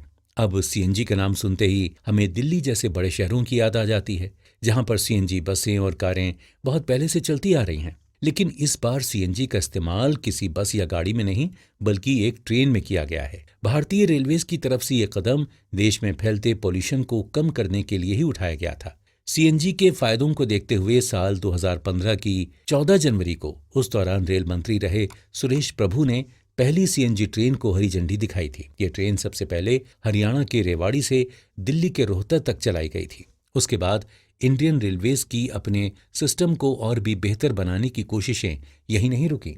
साल 2017 में देश की सरकार ने रेल नेटवर्क को पूरी तरह से बिजली के इस्तेमाल से चलने वाला सिस्टम बनाने का फैसला किया और इसके बाद 31 मार्च 2017 को उन्होंने मिशन इलेक्ट्रिफिकेशन का ऐलान किया। सरकार के इस मिशन के मुताबिक इंडियन रेलवेज का अब एक ही मकसद था और वो ये कि कैसे डीजल इंजनों को बंद करके ट्रेन से होने वाले पॉल्यूशन को कम किया जाए और ट्रेन की स्पीड को भी बढ़ाया जाए। इसके लिए ये तय किया गया कि साल 2022 तक सारी ट्रेनों को बिजली से चलने वाला बना दिया जाएगा ताकि लोगों को किसी भी मुश्किल का सामना न करना पड़े। मिशन इलेक्ट्रिफिकेशन के बाद 14 जुलाई 2017 को भारत के रेल मंत्री सुरेश प्रभु ने भारतीय रेलवे को इको फ्रेंडली बनाने के लिए एक और नई ट्रेन को हरी झंडी दिखाई। इको फ्रेंडली होने से यहाँ हमारा मतलब एक ऐसी ट्रेन से है जिसमें पॉल्यूशन फैलाई जाने वाली कोई भी चीज मौजूद ही ना हो। प्रभु ने जिस ट्रेन को हरी झंडी दिखाई उसकी खासियत ये थी कि सूरज से मिलने वाली ऊर्जा यानी सोलर एनर्जी से चलती है ये ट्रेन। ये ट्रेन सबसे पहले दिल्ली के सफदरजंग स्टेशन से हरियाणा के फारूख नगर तक चलाने के लिए तैयार हुई थी। इस नई ट्रेन को चेन्नई की कोच फैक्ट्री में करीब 1600 हॉर्स पावर के साथ तैयार किया गया था। साथ ही Indian Railways Organisation of Alternate Fuel ने इस ट्रेन के लिए अलग से सोलर पैनल भी तैयार किए थे और इन सोलर पैनल्स को ट्रेन की छत पर लगाया गया था। इस ट्रेन में 16 सोलर पैनल लगे हुए हैं जिनमें से हर एक पैनल करीब 300 वाट तक की बिजली प्रोड्यूस करता है। इस ट्रेन में सोलर पैनल का इस्तेमाल करने से हर साल 20,000 लीटर से ज्यादा डीजल की बचत के साथ साथ पॉल्यूशन भी नहीं फैलता और लाखों रुपए के डीजल की बचत भी होती है। इसके अलावा अगर इस ट्रेन को पूरी तरह से चार्ज कर लिया जाए तो ये अगले 2 दिनों तक बिना किसी प्रॉब्लम के चल सकती है। यानी अगर अगले 2 दिनों तक सूरज ना भी निकले तो भी इस ट्रेन को चलने में कोई परेशानी महसूस नहीं होगी। इसके अलावा इस ट्रेन की सभी लाइटें और पंखे भी सोलर एनर्जी से ही चलते हैं। आमतौर पर DEMU ट्रेन मल्टीपल यूनिट की ट्रेन होती है जिसे इंजन के जरिए बिजली मिलती है, लेकिन सोलर ट्रेन में इसकी जरूरत नहीं पड़ती। इस ट्रेन में सोलर पावर सिस्टम को और भी बेहतर करने के लिए इसमें स्मार्ट इन्वर्टर लगे होते हैं जो ज्यादा बिजली पैदा करने में मदद करते हैं। तो दोस्तों, जिस तरह से इंडियन रेलवेज अब एक बेहद लंबा सफर तय कर चुका है, ठीक उसी तरह उसकी ट्रेनें भी काफी लंबे सफर को बड़े आराम से तय करती हैं। तो इस एपिसोड में कुछ लग्जरी ट्रेनों के बारे में जानने के बाद अब आइए चलते हैं अगले एपिसोड में और जानते हैं कुछ ऐसी ट्रेनों के बारे में जिन्हें अगर मिनी इंडिया कहा जाए तो शायद गलत नहीं होगा। दोस्तों, इंडियन रेलवेज की ट्रेनें रोजाना हजारों लाखों लोगों को एक जगह से दूसरी जगह पहुंचाती हैं। ऐसे में इस लंबे सफर के दौरान ये ट्रेन ही कुछ घंटों के लिए हमारा घर बन जाती है। इसलिए तो हमारा हर रेल सफर बेहद खास होता है। हमारे देश भारत में अलग अलग बोलियां और कल्चर के लोग रहते हैं और किसी सफर के दौरान जब ये एक साथ आते हैं तो ट्रेन जैसे मिनी इंडिया सी बन जाती है। अच्छा, क्या आपको पता है कि भारत में कुछ ऐसी ट्रेनें भी हैं जो एक साथ बहुत से राज्यों से होकर गुजरती हैं? हमारे रेलवे नेटवर्क में ऐसी ट्रेनें भी मौजूद हैं जो एक सफर में 12 राज्यों से होकर अपनी मंजिल तक पहुंचती हैं। इसलिए इस एपिसोड में हम ऐसी ही ट्रेनों के बारे में जानेंगे जिनका सफर काफी लंबा और बड़ा ही अनोखा होता है। वो कहते हैं ना दोस्तों कि कई बार किसी का सफर उसकी मंजिल से भी ज्यादा खूबसूरत होता है। इंडियन रेलवेज के मामले में ये कहावत बिल्कुल फिट बैठती है। वैसे तो हर रेल सफर चाहे छोटा हो या लंबा हमें हमारे देश के कई हिस्सों की खूबसूरती से रूबरू करवाता है, लेकिन अगर हम बात करें देश की एक ऐसी ट्रेन की जो उत्तर से लेकर दक्षिण दिशा तक का सफर तय करती है, तो वो है ट्रेन विवेक एक्सप्रेस। दोस्तों, विवेक एक्सप्रेस की शुरुआत स्वामी विवेकानंद जी की 150वीं जयंती के मौके पर हुई थी। स्वामी विवेकानंद जी को तो किसी पहचान की जरूरत है नहीं, लेकिन फिर भी हम बता दें कि उनका पूरा नाम नरेंद्र नाथ दत्त था और उन्होंने बहुत छोटी सी उम्र में ही वेद और फिलॉसफी का ज्ञान हासिल कर लिया था। विवेक एक्सप्रेस को भारतीय रेलवे के इतिहास में एक अलग दर्जा दिया जाता है, इसलिए इसे भारत की शान भी कहते हैं। विवेक एक्सप्रेस का ऐलान साल 2011 में रेल मंत्री रही ममता बनर्जी ने अपने रेल बजट में भी किया था। ये ट्रेन डिब्रूगढ़ कन्याकुमारी विवेक एक्सप्रेस के नाम से जानी जाती है। ये ट्रेन भारत के नॉर्थ ईस्टर्न स्टेट असम के डिब्रूगढ़ से साउथ के स्टेट तमिलनाडु के कन्याकुमारी तक का सफर तय करती है। अब आप खुद ही सोच लीजिए ये सफर कितना लंबा होता होगा। इस सफर के दौरान ये ट्रेन 80 घंटे 15 मिनट में 4273 किलोमीटर की दूरी तय करती है और भारत के 8 राज्यों से होकर गुजरती है। इस लंबे रूट को पूरी दुनिया में 9वां सबसे लंबा रूट भी कहा जाता है। इसीलिए तो इस ट्रेन को भारतीय रेलवे की सबसे लंबी दूरी तय करने वाली सुपर फास्ट ट्रेन होने का दर्जा दिया गया है। साथ ही ये ट्रेन दुनिया की 24वीं सबसे लंबी दूरी तय करने वाली ट्रेन का रिकॉर्ड भी बना चुकी है। विवेक एक्सप्रेस के बाद बारी आती है भारत की दूसरी सबसे लंबी दूरी तय करने वाली ट्रेन की, जिसका नाम है तिरुवनंतपुरम सिलचर सुपरफास्ट एक्सप्रेस। ये ट्रेन पूरी दुनिया की 28वीं सबसे लंबी दूरी तय करने वाली ट्रेन होने का रिकॉर्ड बना चुकी है। शुरुआत में ये ट्रेन केरल के तिरुवनंतपुरम सेंट्रल और असम के गुवाहाटी के बीच चलती थी, इसीलिए इसे पहले Thiruvananthapuram central Guwahati superfast express के नाम से जाना जाता था। लेकिन 21 नवंबर 2017 से इस ट्रेन की लाइन को असम के सिलचर तक बढ़ा दिया गया, जिसके बाद ये दूसरी सबसे लंबी सुपरफास्ट ट्रेन बनी है। ये ट्रेन 54 स्टॉपेजेस के साथ लगभग 74 घंटे 45 मिनट में करीब 3930 किलोमीटर से ज्यादा की दूरी को तय करती है। तिरुवनंतपुरम सिलचर सुपरफास्ट एक्सप्रेस के बाद भारत की तीसरी सबसे लंबी दूरी तय करने वाली ट्रेन का नाम है हिमसागर एक्सप्रेस। ये वो ट्रेन है जो कि पूरे 12 राज्यों में से होकर आखिरकार अपनी मंजिल तक पहुंचती है। जी हाँ, हिमसागर एक्सप्रेस एक ही ऐसी इकलौती ट्रेन है जो देश के 12 राज्यों में से होकर गुजरती है।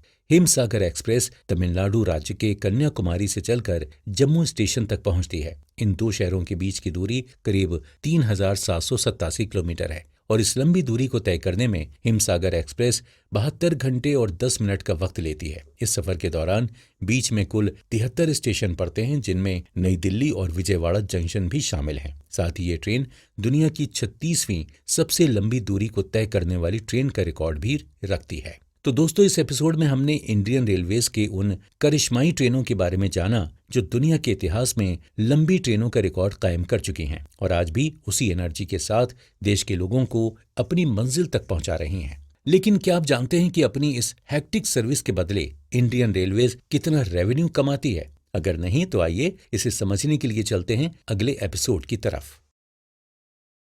दोस्तों, ये तो हम अब जान चुके हैं कि भारतीय रेलवे लाइन को एशिया के सबसे बड़े रेल नेटवर्क में से एक माना जाता है, जो रोजाना लाखों सवारियों को उनकी मंजिल तक पहुंचने में मदद करती है। लेकिन साल 2020 में देश में आई एक खतरनाक बीमारी कोविड-19 की वजह से यहाँ के कई सेक्टर्स को काफी नुकसान पहुंचा, जिनमें रेलवेज भी शामिल थी। जैसे जैसे देश में कोरोना की रफ्तार बढ़ती गई, वैसे ही इंडियन रेलवेज की ट्रेनों की रफ्तार धीमी होती चली गई। कोरोना, जिसे हम कोरोना वायरस या कोविड-19 के नाम से जानते हैं, इसकी शुरुआत सबसे पहले चीन के वुहान शहर से हुई थी। उसी के बाद से ये वायरस धीरे धीरे पूरी दुनिया में फैलता चला गया। भारत में कोविड-19 का सबसे पहला केस जनवरी 2020 में आया था। इस वायरस के फैलने की रफ्तार को देखते हुए भारत सरकार ने 21 मार्च 2020 को पूरे देश में लॉकडाउन लगाने का फैसला किया।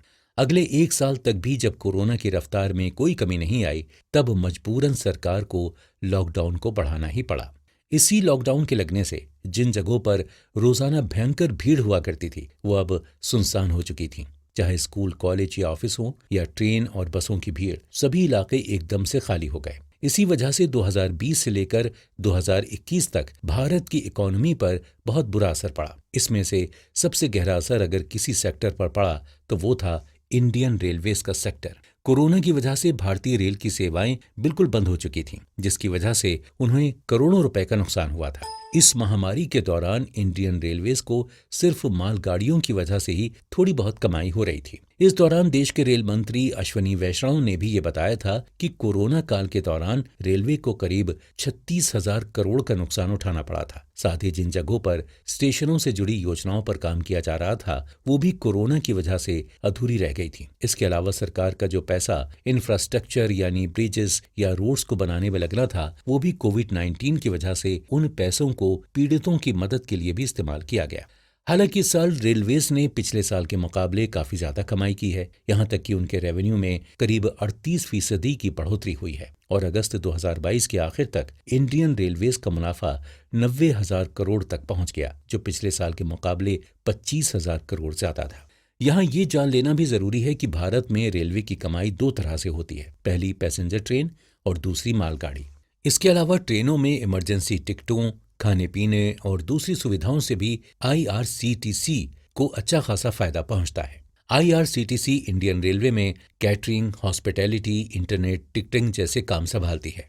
भारत में मौजूद कैग यानी कि controller and auditor general of India की हाल में आई एक रिपोर्ट से ये पता चलता है कि रेलवे हर 100 रुपए कमाने के लिए खुद के 102.77 रुपए खर्च करती है। साथ ही अपने इस घाटे को छुपाने के लिए रेलवेज अपनी कमाई को गलत तरीके से दिखाने की कोशिश भी करती है। इन्हीं घाटों की वजह से रेलवेज के कई सारे प्रोजेक्ट्स अपना काम सही टाइम पर खत्म करने में नाकामयाब रहे हैं। अब ऐसे में अपने खर्च को कम करने के लिए सबसे पहले रेलवे को अपनी जिम्मेदारियों का बोझ दूसरे मंत्रालयों में बांटने की जरूरत है। जैसे कि विकलांगों को किराए में मिलने वाली छूट की जिम्मेदारी ministry of social justice and empowerment पर और खिलाड़ियों की छूट का जिम्मा मिनिस्ट्री ऑफ स्पोर्ट्स को सौंपकर रेलवेज बड़ी आसानी से अपनी जिम्मेदारी को बांट सकती है।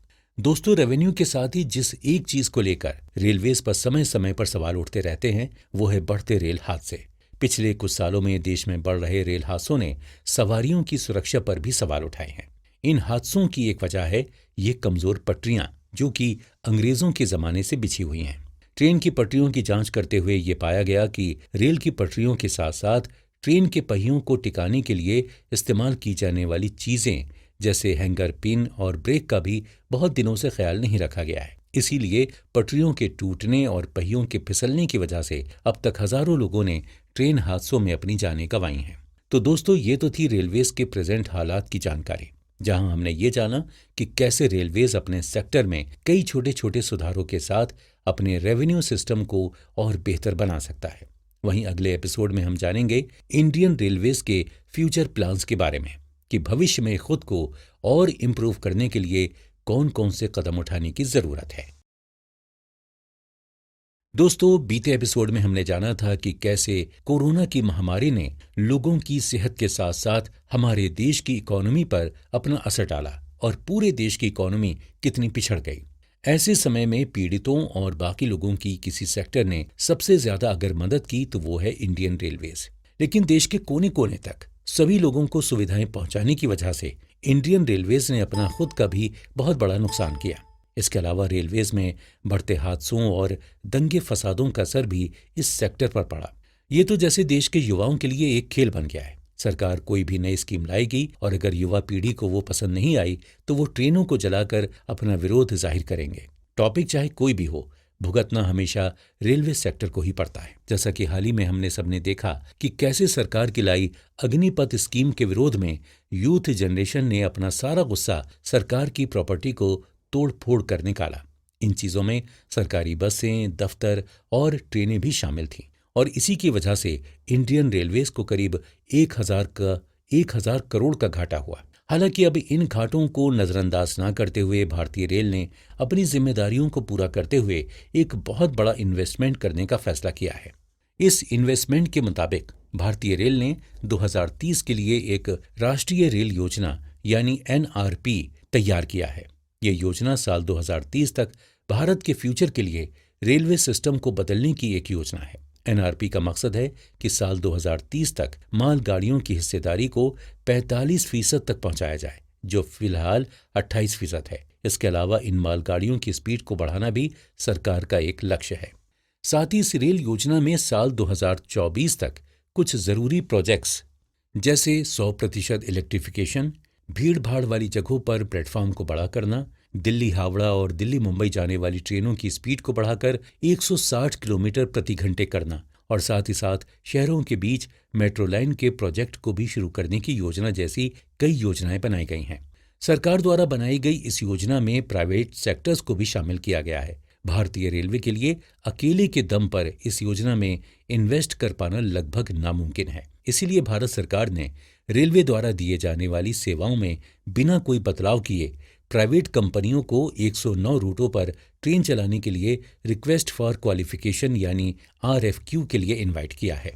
प्राइवेटाइजेशन की इस पहली कोशिश के तहत रेलवेज के 109 रूटों पर 151 ट्रेनें शुरू की जाएंगी और रेलवे बोर्ड के चेयरमैन का कहना है कि अप्रैल 2023 तक प्राइवेट रेल सेवाएं शुरू भी हो जाएंगी। इन ट्रेनों में कम से कम 16 डिब्बे होंगे और इनकी रफ्तार 160 किलोमीटर प्रति घंटा होगी। हालांकि ये प्रोजेक्ट रेलवे में केवल 35 साल के लिए ही प्राइवेट कंपनियों को दिया जा रहा है।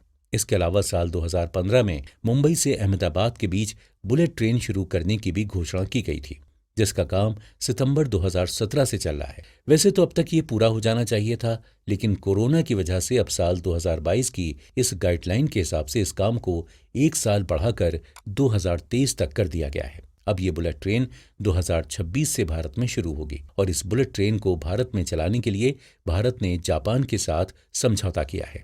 हालांकि हर चीज का फायदा और नुकसान एक साथ कॉम्बो पैक में पाया जाता ही है, जैसे कि प्राइवेटाइजेशन, जिसके जितने फायदों की हम उम्मीद कर रहे हैं उससे जुड़े उतने नुकसान उठाने के लिए भी हमें तैयार रहना पड़ेगा। बात करें अगर ट्रेनों के प्राइवेटाइज होने की, तो अच्छी बात यह है कि इससे लोगों को रोजगार दिया जाएगा और इन ट्रेनों में साफ सफाई का खास ध्यान रखा जाएगा।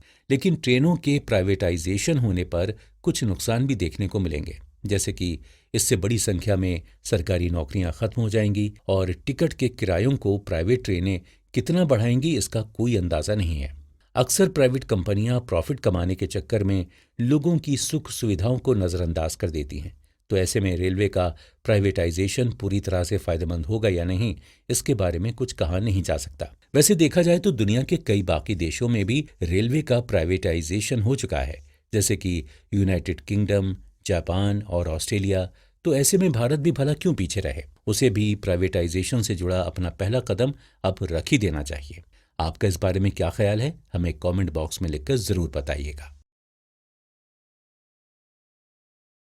लाखों लोगों को उनकी मंजिल तक पहुंचाने वाली इंडियन रेलवेज का इतिहास सच में बड़ा ही दिलचस्प है दोस्तों। ये इंडियन रेलवेज हमारे देश का सबसे बड़ा गवर्नमेंट सेक्टर है और इसी रेलवेज की वजह से देश में करीब 20 लाख लोगों को रोजगार मिलता है। कुकू FM की इस ऑडियो बुक में हमने इसी इंडियन रेलवेज के अलग अलग पहलुओं के बारे में जानने की कोशिश की है। हमने जाना कि कैसे इस रेल सिस्टम की शुरुआत साल 1854 में अंग्रेजों ने अपनी सुविधा और कामों को ध्यान में रखते हुए की थी, लेकिन सही मायनों में भारत की रेलवेज की जर्नी का नया चैप्टर आजादी के बाद से ही शुरू हुआ था। इंडियन रेलवे हमेशा से अपने पैसेंजर्स को उनकी आमदनी और बजट के हिसाब से सफर करने का मौका देती है। इसी को देखते हुए तो भारत सरकार ने पैसेंजर ट्रेन में 3 क्लास रखे हैं। इनमें से पहला नॉर्मल क्लास है, जिसमें आम इंसान कम पैसे में टिकट खरीद कर सफर कर सकता है। दूसरा है स्लीपर क्लास और तीसरा है AC क्लास, जो कि 3 और अलग अलग क्लास में डिवाइडेड है, यानी कि AC फर्स्ट, AC सेकेंड और AC थर्ड क्लास। इसके अलावा हमने ये भी जाना कि किस तरह भारतीय रेलवे ने यात्रियों के सफर को और ज्यादा आरामदायक बनाने के लिए कैसे कई तरह की सुविधाएं मुहैया करवाई हैं, जिनमें घर बैठे ऑनलाइन टिकट बुक करना आम आदमी के लिए एक बड़ा तोहफा है। इसके अलावा हमने ये भी जाना कि भारतीय रेलवे दुनिया में चौथा सबसे बड़ा रेलवे नेटवर्क है, जो पहले के मुकाबले अब बहुत ज्यादा डेवलप्ड हो चुका है। आज के समय में भारतीय रेलवे दुनिया की सबसे बड़ी रेलवे लाइनों में से एक बन चुका है और भारत में अपनी रेलवे लाइनें करीब 64,000 किलोमीटर तक फैला चुका है। दोस्तों, भारत देश के लिए रेलवे सिस्टम क्या मायने रखता है, ये बात हम सभी अच्छी तरह से जानते हैं, लेकिन देश के लिए इतना सब कुछ करने के बाद भी इंडियन रेलवेज हमेशा घाटे में ही रहता है। इससे डेवलप करने के लिए कई बजट पेश किए जाते हैं, लेकिन कहीं ना कहीं हमसे कोई चूक तो होती है, जिसकी वजह से ये मुसीबत देखने को मिलती है। इसलिए हम सभी को इस बात का थोड़ा ख्याल रखने की जरूरत